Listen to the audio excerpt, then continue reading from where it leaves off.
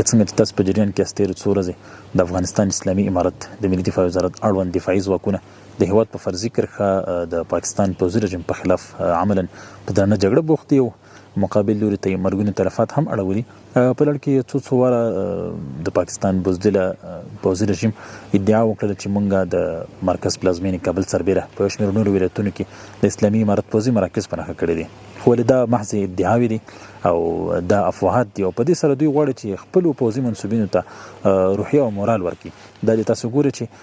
موږ د 314 مرکزي قراردو په قرارګاه کې شتون لرو، ټولې چارې الحمدلله په نورمال شکل باندې کما فی سابق روانې دي، که هغه ګزمې دي، که چیک پوینټونه دي، که د قرول ملګري دي، که ټاورونه دي، او که نور اړوند دفاعي امورات دي، لله الحمد په خورا ښه شکل او نظم او ډیسپلین سره هغه ترسره کیږي. مسؤلین دلته ټول شتون لري